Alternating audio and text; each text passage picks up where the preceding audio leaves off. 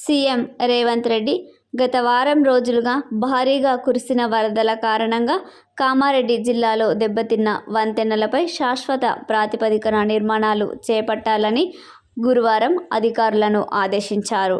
భారీ వర్షాలతో కామారెడ్డి నియోజకవర్గం, ఎల్లారెడ్డి నియోజకవర్గంలో తీవ్రంగా దెబ్బతిన్న వంతెనలను, పంటలను, వరదలతో దెబ్బతిన్న పంట పొలాలు, పోచారం ప్రాజెక్టును పరిశీలించారు.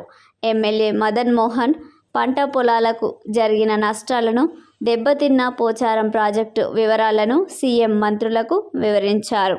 సీఎం వెంట మంత్రి సీతక్క, పొంగులేటి శ్రీనివాసరెడ్డి ఉన్నారు. అలాగే లింగంపల్లి వంతెనపై ఏర్పాటు చేసిన ఫోటో ఎగ్జిబిషన్ను తిలకించారు.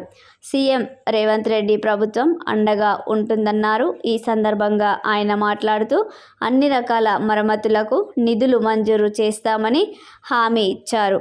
బురుగిద్దలో దెబ్బతిన్న పంటలను పరిశీలించారు. రైతులతో మాట్లాడారు. రైతులు అధైర్యపడొద్దని, ప్రభుత్వం అండగా ఉంటుందని సీఎం రేవంత్ రెడ్డి హామీ ఇవ్వడం జరిగింది.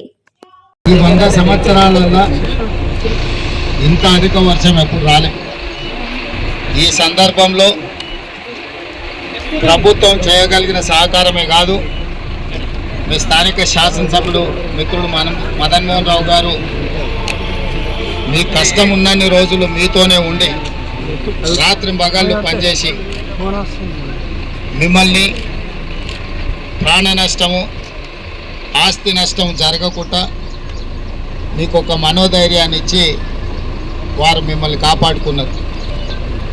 వారు నాకు తెలియజేసిన వెంబడే నేను, ఉత్తమ్ కుమార్ రెడ్డి గారు, మహేష్ గౌడ్ గారు మేమందరం కామారెడ్డికి రావాలని బయలుదేరి, కానీ కామారెడ్డిలో ఉన్న వాతావరణ పరిస్థితులు మేము ఇక్కడ దిగలేని పరిస్థితుల్లో మెదక్ పోయి మెదక్లో కూర్చొని అక్కడ కలెక్టర్లతో మాట్లాడి, అక్కడి నుంచే మళ్ళీ కామారెడ్డి కలెక్టర్తో మాట్లాడి ప్రాణ నష్టం పోయిన వాళ్లకు 5 లక్షల రూపాయలు, పశు సంపద కూడా నష్టపరిహారం ఇవ్వు, ఎంబడే రెవెన్యూ బృందాలను పంపించి ఎక్కడెక్కడైతే పంట మునిగిపోయిందో, నీట మునిగిపోయిందో, లేదా పంటల మీద ఇసుక మేటలు వేరినాయో, అదేవిధంగా రహదారులు కొట్టుకపోయి కొన్ని దగ్గర బ్రిడ్జ్లు కొట్టుకుపోయినాయి, కొన్ని దగ్గర రోడ్లు కొట్టుకుపోయినాయి.